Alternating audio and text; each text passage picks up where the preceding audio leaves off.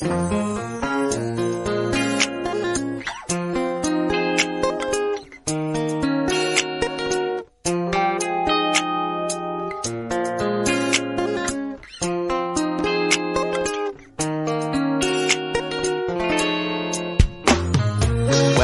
to Nevertheless, a show dedicated to organic leaders and leaderpreneurs. Today, you will discover how to discern your essence and live powerful.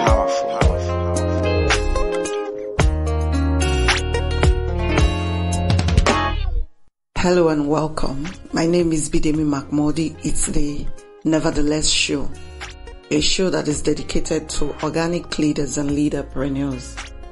I hope you've had a great week. My week has been very busy, but also very productive. I am grateful that I get the opportunity to do the things that I love to do. Yesterday I was somewhere training, and it was a leadership mastermind group, and it was so fulfilling and heartwarming to be able to see people who came into the room skeptical, not exactly sure what they were going into. We had two groups of about 26 people in all, and then we have these people coming skeptical, looking uncertain, not knowing which way will swing. And by the time we were done, 3 hours per session later, everybody was like, oh, at least practically everybody was like, oh, now we see it. I remember that there was a guy in the second group, possibly in his 50s, that said that if he had just come across the information that he was coming across, through that mastermind session yesterday, that he would not have made some of the decisions that he's made in his life. Of course, I took the time to encourage him to say, I know you think it's late, but it's not late. You can begin from where you are now to make amends. That's the reason I do the things that I do. They are so, yes, you get to get paid to do the work, but more than getting paid to do the work is the change that comes upon the lives of the people that one gets to touch. I will not trade that for anything in the world. And so I've had a fantastic week. On Tuesday, it was a fantastic day at the discipleship class in Lekki, Lagos. And then on Wednesday, there was this facilitation. And even as I record this, I'm going to go out and prepare shortly for another class in the Festac area of Lagos. I love my work. I love my work. I love my work. I can't say that enough. But what does this have to do with what we're talking about today? Last week we looked at my truth, your truth, the truth. And I was saying that in living a life of purpose, in embracing your superpower and being the person that God has called you to be, that the fact that you are gifted the same as I'm gifted does not mean that we will manifest our gifts the same way. And so because of that, you cannot begin to take to measure the manifestation of your gift and the success thereof by the way another man is living by that same gift. I talked about the fact that peculiarities, environments, background, genes, circumstances, experiences, that so many things, perspective, come together to forge the peculiar truth with which you live your life.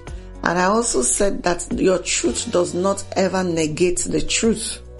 My truth will not negate the truth. Where we begin to have a problem, or where we're likely to have a problem with our truth, is when our version of the truth does not align with the truth. Now, what is the truth? I remember that I said that the truth is as it is seen in the Word of God. So today I want to build up on the fact that we must live the life that God has called us to live. And that's why I want to talk to you about confidence and how to build it.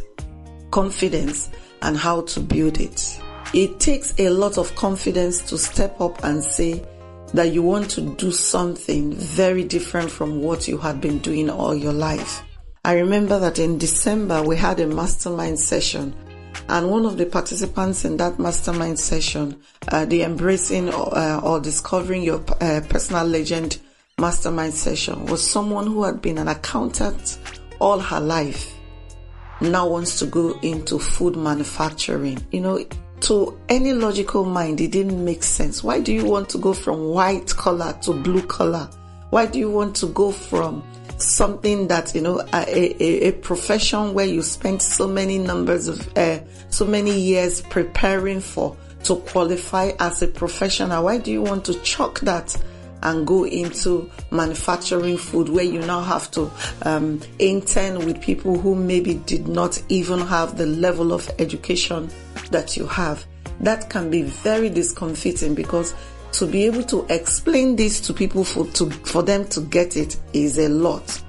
I remember when I started out, and people even up to tomorrow, people ask me, you are focused on purpose. How is that enough? But the truth of the matter is, I have seen that it is more than enough. It is more than enough. But to be able to stand in what I believe in, I require confidence. Now, what most people think is that you just wake up one day and you are confident and you go ahead and you do. And so when people come, meet me, sometimes they say to me, "Oh, I admire your confidence. You are such a confident person."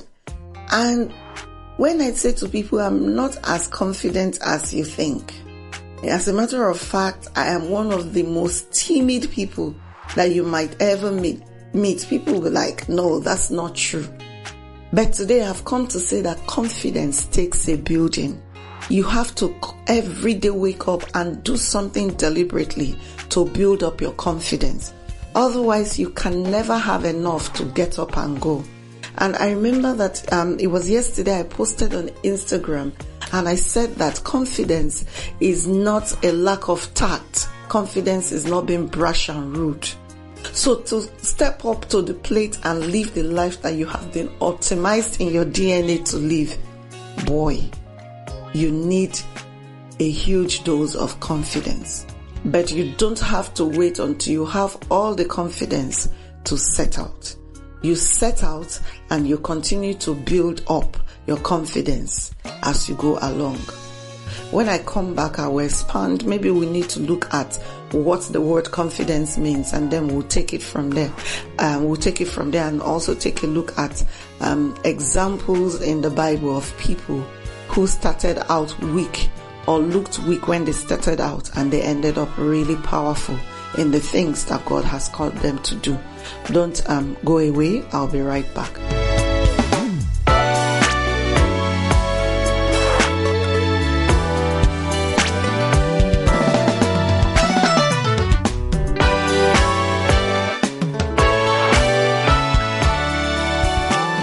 Hi, I'm Bidemi Mark-Mordi. Many years ago, someone told me, "Bidemi, you have a purpose here on earth." And this was at a time when my life was hovering on the verge of breaking because I was constantly and persistently depressed. That statement sent me on a journey to discover who I really am. I discovered that I'm a helper of destinies. What are you good for? Have you ever wondered what separates successful people from average and mediocre people? The one thing I have discovered is purpose. That is why after years of fear and living under depression and depressive thoughts, I chose purpose, and today I live powerful. You want to live powerful too? Then join me on Purpose University, a home for you who want a life beyond the ordinary. To be the best you is what we're about. Welcome. This ride will change your life.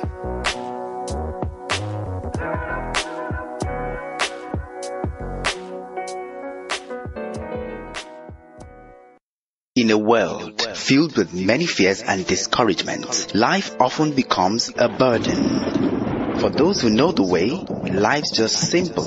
Don't worry, you're not alone on this life's journey, as Bidemi shares powerful insights and principles from her everyday work and life experiences in her book, Nevertheless. Nevertheless is a book designed to encourage and equip you to face life with courage, hope, and determination. Get a copy of Nevertheless from a bookstore near you or call 234-813-360-2883 or send an email to bidemi@bidemimark-mordi.com to place your order now. I guarantee you will make it nevertheless.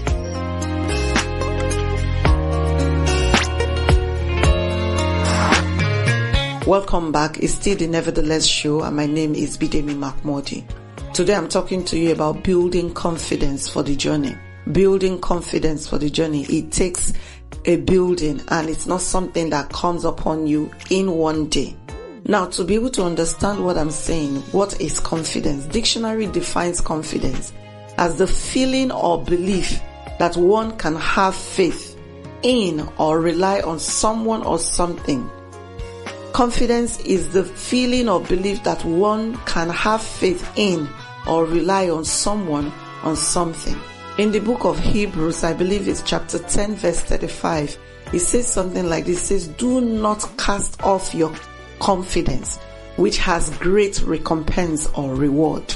What that means is, on this journey, you cannot afford to go without confidence. But I know how many times I step out and my knees are knocking because I am so afraid. Every time, I am never used to an audience. I've been ministering in my church, for instance, for the last 11 years. But I tell you, and I minister an average of 3 times every week.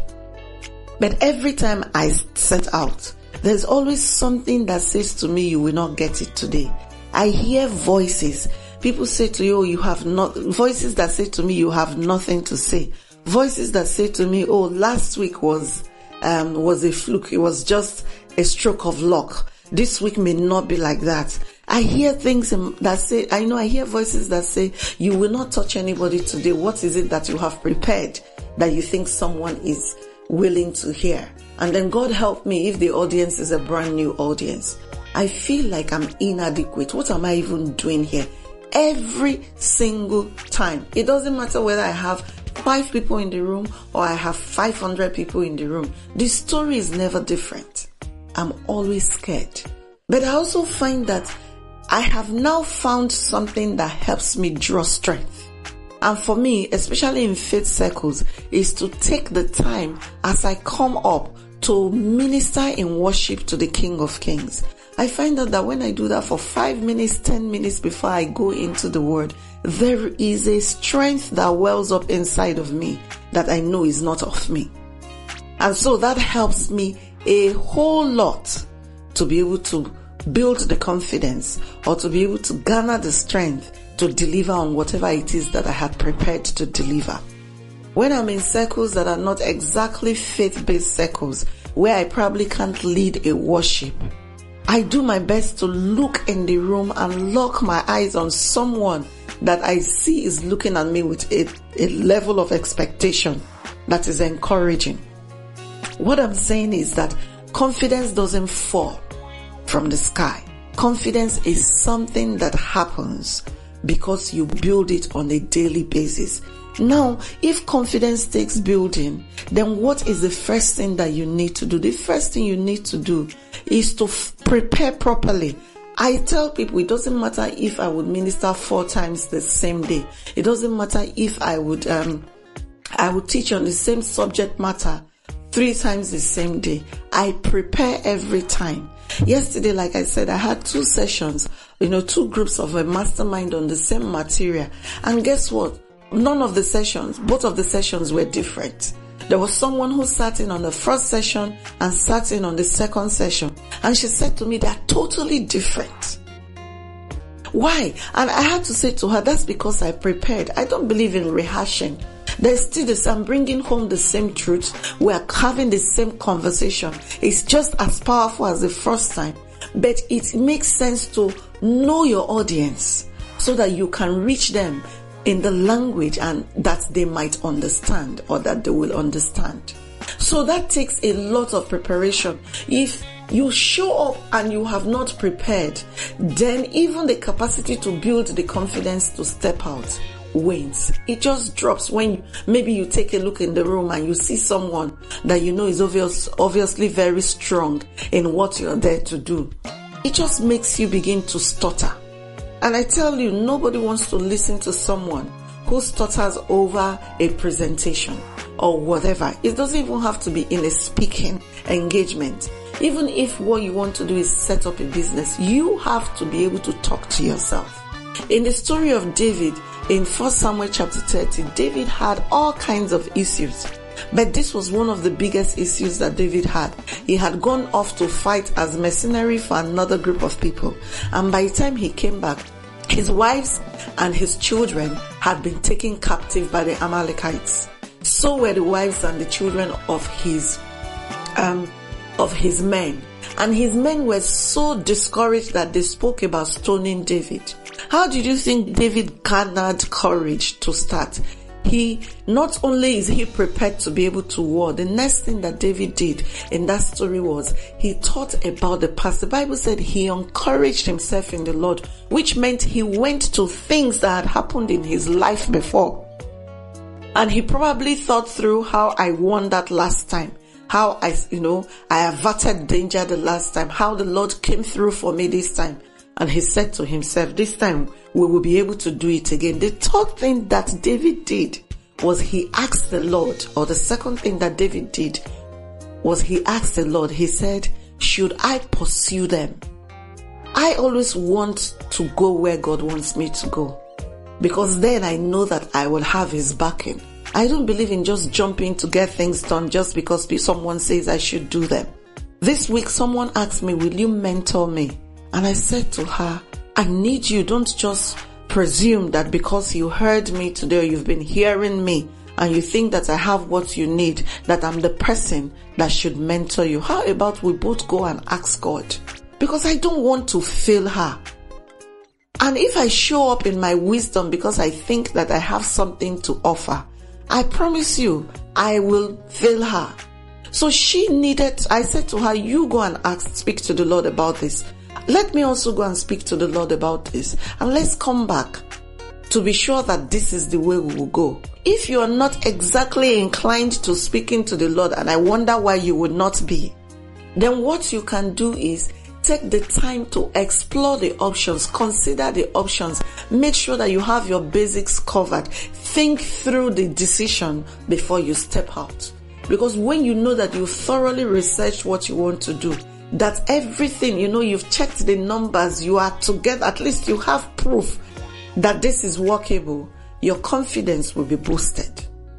And then the next thing that I saw David do in that story in 1 Samuel chapter 30 was that David, on his way to pursue, because the Lord told them to pursue, and the Lord promised that they will not only overtake these people, they will overcome them and they will recover everything that was stolen from them.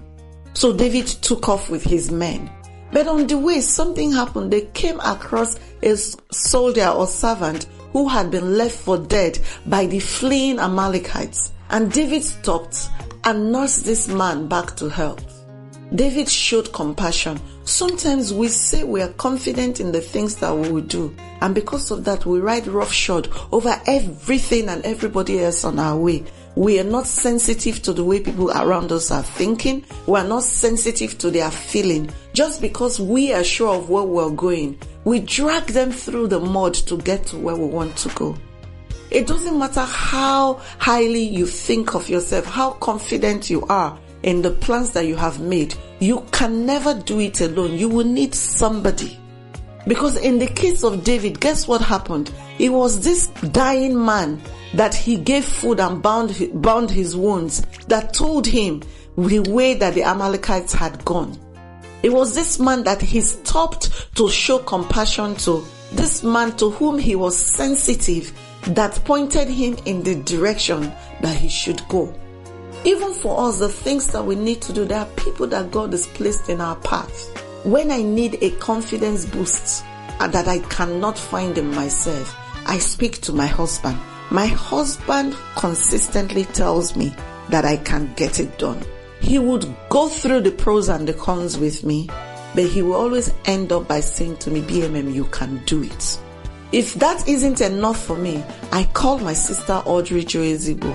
Every time I share with her, again, she would go through the pros and the cons with me. And then she would say to me, you can do it. But Audrey always goes a step further. She will show me her support in whichever manner she can, even if it means just showing up in the room the first time to let me know that she believes that I can do it. So I'm not only drawing strength from God, I'm not only drawing strength from how well I have prepared. So when I look at the room and I see her seated there, I say to myself, someone believes in me enough to make the drive to come with me here. Then I have to be able to do it. That gives me confidence. But I'm telling you, I promise you that if I don't speak at all, or because that's what I do, I speak and teach. If I don't do that at all, I do that 100 times in a year. That's putting it very conservatively. But I tell you the truth. Every single one of those times, I have to do something extra to build my confidence. I step out and then I begin to draw strength from these places that I have mentioned, just so that I can deliver my absolute best. You cannot think that you can get it done if you don't push on confidence. You cannot wake up one day and think that you will just suddenly become as confident as you want. It's not a magic pill. You don't just down it and, like we see in the cartoons, all of a sudden you have muscles to be able to take on the world. One victory after another victory after another victory helps to boost your confidence. So sometimes when I'm feeling like I don't want to go anymore, I'm not sure I'm making a difference, I ask for feedback. It's a confidence booster for me. And every time I ask for feedback, if I ask from 5, all 5 of them may not saying, oh, it was great, you were fantastic. But one person will take the pen, at least one person, to break down why he or she feels that it's something I should continue to do. And every time that happens, I receive additional wind in my sails to continue to go. The question I want to ask you is, do you prepare? Do you believe in what you've been called to do? If you believe in what you've been called to do you make the effort to prepare adequately? Do you talk to people about the things that you want to do? Do you speak to God about this assignment? Because if you do, God is able to build your confidence for you. I want to close today's session or today's show by talking to you about a guy in the Bible that did just, when we first saw him, he didn't look like he had it. His name is Gideon. You find his story in the book of Judges. Gideon, the first time we saw him was in the cave threshing wheat, which speaks to the fact that he was so fearful that he would not even thresh wheat where the wind can blow, because you are supposed to thresh wheat where wind can blow so that it can blow off the chaff. Gideon was in the cave threshing wheat. And an angel or the Lord showed up and said to him, O thou mighty man of valor, your assignment, the things that you believe that you've been called to do, is God's vote of confidence that you have what it takes. So the angel shows up in front of Gideon and announces to him that he's a mighty man of valor. And Gideon looks around and he's the only person in the cave threshing wheat. And he says to the man, who are you talking about? I hope you're not talking to me. And he says, yes, you. He said, me? Not only is my tribe the smallest tribe, my father's house is the smallest of our tribe, and I am the smallest of my father's children. How can I be a mighty man of valor? And if you call me a mighty man of valor, look at where I am. Gideon was speaking the reality of, I'm timid. I don't think I have what it takes. But there was something else that Gideon did. After the angel insisted that he had what it took, Gideon said, okay, if this is you, then you need to prove it to me. He set out what we call in Christendom fleeces. He said, oh, let me put a patch of animal skin out today and let the dew fall around it. Let the dew not touch the animal skin. If that happens, then I'm sure it's you. Gideon was trying to build his confidence. Then the next day he says, okay, don't be angry that I'm going to ask you another time. But how about this time? All the dew falls on the animal skin and doesn't fall in the surrounding ground. And the Lord obliged him, because if you are afraid, God doesn't mind that you are afraid. As long as you come to him to let him know that you are fearful, he's able to help you. So a lack of confidence is not the reason why you should not step out. It's the early days in 2017 and live the dream God has called you to. I've heard it said that courage is not the absence of fear, but courage is an ability to go despite the fear that you feel. I want to think that confidence is the same kind of thing. You continue to build on what it is that you already have as you continue to go. Like I said earlier on, the victories that you face on a daily basis, that one person in a month that calls you to say, I read your magazine, it was fantastic. I read your article, oh no, it blessed me. I listened to a message you preached this day and it was so good. Oh, I tasted your food, it was so delicious. All of those things should help you want to step up and continue to go. Friends, we can't ever be all confident. There's that day, well, for me, I don't think that day will ever come when I'm no longer afraid, because I actually think that is also how God keeps us dependent on him. When you show up and you know you don't have what it takes, then you cry out to God and God gives you the enablement to do. And when you finish doing, everyone is like, wow, that was great. For me, it drives me back to God every single time. So don't say because you couldn't get it done, or because you didn't think you had it in you to get it done, that you will not do it. That you think you don't have it in you does not mean that the God has called you.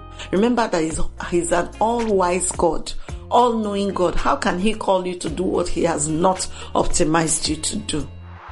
Take your time. Build your confidence one day at a time. But don't sit down expecting it to grow, because the biggest muscles or the strongest muscles are built inside the gym. That means that the puny man gets up every day and goes to the gym. I'm sure the first day he will get to the gym, everybody will look at him and and snigger behind him. Like, what's he doing here? He's so puny.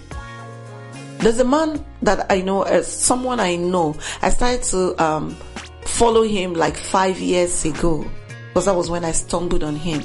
And I used to look at him and say, he even looks like a sissy. I never said it out, but that was what I thought.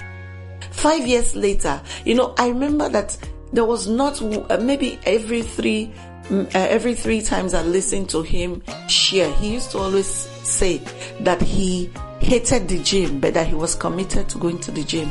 As I talk to you now in 2017, one thing I see every time he comes on TV is that the gym is paying off. He's looking all so hunky and built up. But I tell you that even though I'm not in the gym with him, I do know that it takes a lot of sacrifice in the gym. Because he said that he wants to look that way. I think he feels that, looking that way makes him a lot more commanding a figure. And I do agree with him. So he paid the price. Pay the price to build your confidence. Continue to go. Continue to do. Call on God. Don't give up. Prepare.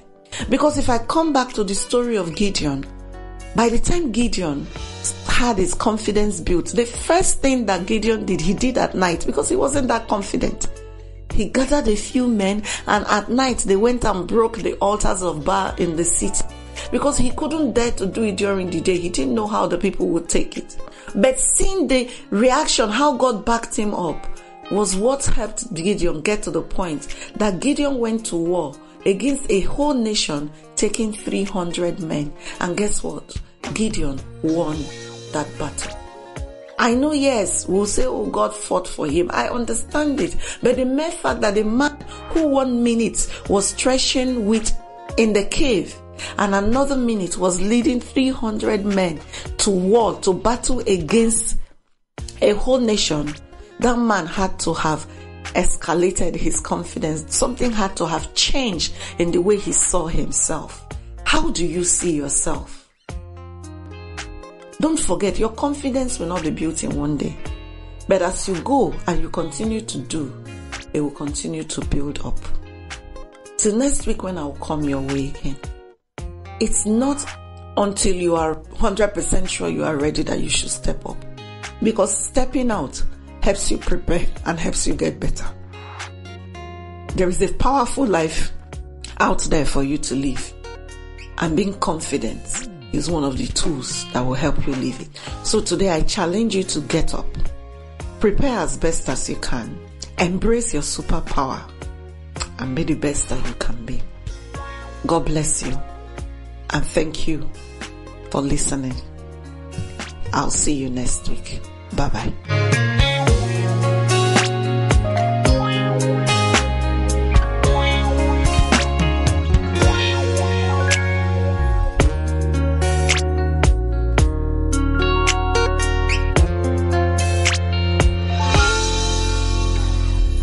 Thank you for listening to Nevertheless. For more information and resources, call 0813-360-2883 or send an email to bidemi@bidemi-mark-mordi.com. Don't forget that when you discover your purpose, you will live powerful.